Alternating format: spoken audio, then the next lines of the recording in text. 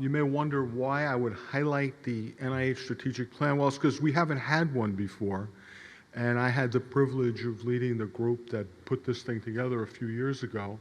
The clock is ticking. It's through 2020. That tells you something about my lifespan at the agency, because somebody else is going to do the next one.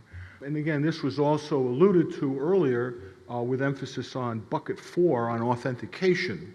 But the other 3 buckets, the need to talk about premise. When you are citing your own work as the antecedent evidence for why your idea is a reasonable one, that's called preliminary data, and in fact that's looked at pretty carefully in peer review.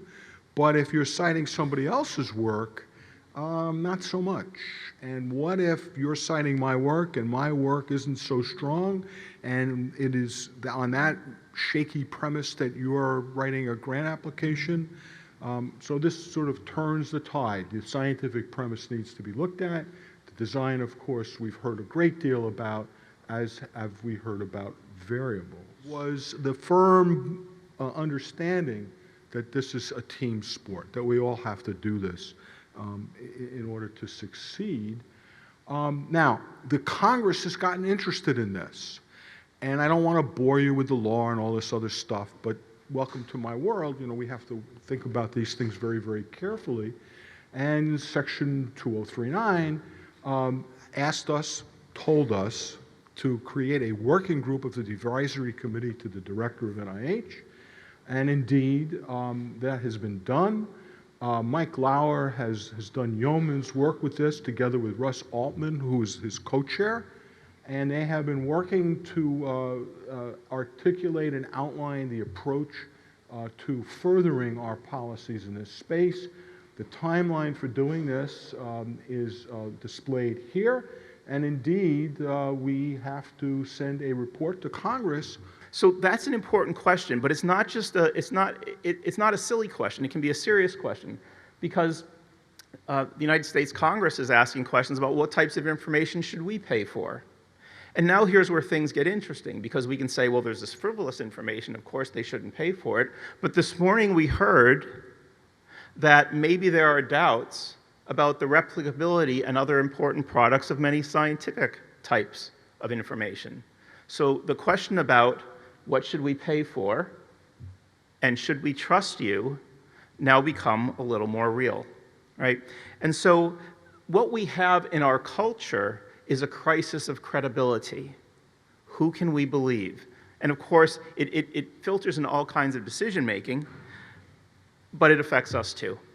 And so let's talk about us now. How is it today that people use scientific information by doctors, by farmers, by people who run companies, by caregivers for the elderly, right, by school teachers? There's going to be a decision. And one thing we know about decisions is decisions rely on evaluations. That is, someone takes information, that somehow they analyze, interpret it, and they give it to you, and this is an evaluation. And it helps you think about, okay, how would I make a decision?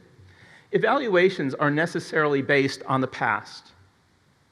All of our data, by necessity, comes from the past, right? Until you guys invent a time machine, that's the only way we can have it.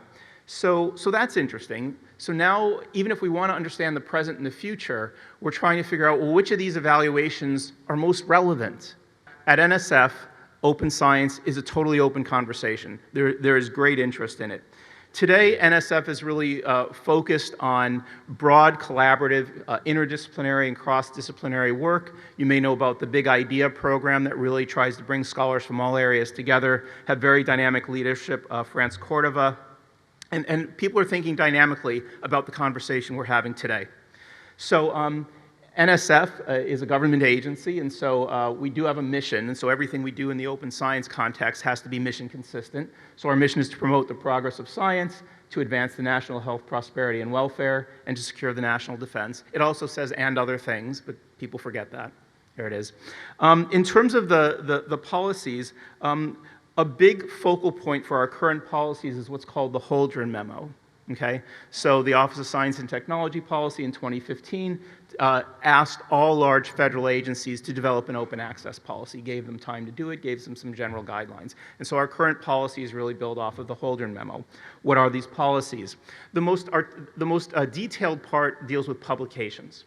So starting in January of 2016, if you had a proposal submitted after that, then any article you publish, so this is on the open access side, in a peer-reviewed manuscript or a juried conference proceeding has to be published in the NSF Public Access Repository. So some directorates require that you deposit data in a particular type of repository.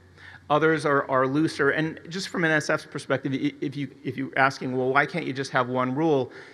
Data comes in lots of shapes and sizes. Knowledge communities have lots of different expectations about how much supplementary material you would need to make sense of data if it were available. So one size fits all is difficult, right? So right now NSF has, you have to have a data management plan. Some directorates require more, but there is variance. The other thing that NSF is really involved in now is the conversation, because the conversation is ongoing in all parts of the district. So we have a public access working group. We have a lot of community outreach. We've funded a number of things at the national academies and elsewhere to try and push these things forward. And then NSF, I think importantly, is participating in an interagency working group on social science.